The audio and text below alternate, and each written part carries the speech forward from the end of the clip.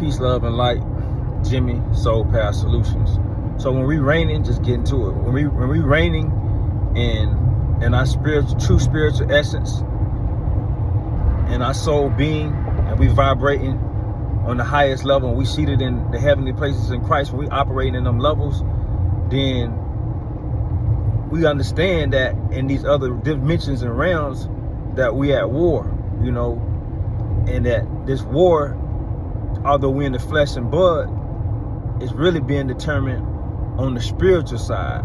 So when we gotta have our spiritual discernment on and looking through our spiritual eye to see what's going on. It's like it's an evil eye, you know, using our spiritual discernment to become aware of what's really happening, what's going on, what's important.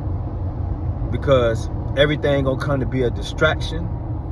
And they say in the last days, the love of many will wax cold and they will become offended. So the spirit of offense gonna set in. And it says that when a brother that is it's harder to win back. You got a better chance in winning back over a whole city than you do a brother or a sister that is offended. The spirit of offense. John Bevere got a book out called The Bait of Satan. And that whole book is geared onto about the spirit of offense and the seriousness of it.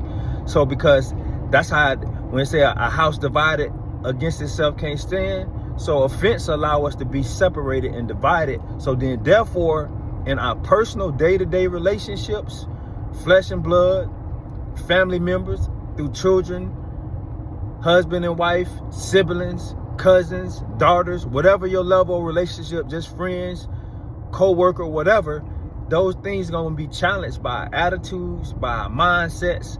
So that's why the fruits of the spirit is important. So we vibrating in love, joy, peace. I mean, anchored in those things, steadfast, unmovable, because so a man thinketh, so of he. So our mind control and dictate, but the enemy want to snare us and set traps so that we create what we really don't want. Because most of the time the things we're looking at is not what we really desire and want. But that's how the enemy trick us. That's how we get tricked.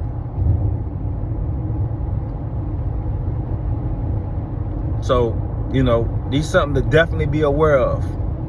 Definitely to be mindful of and thinking daily. Because something always it's like you're going to be conscious.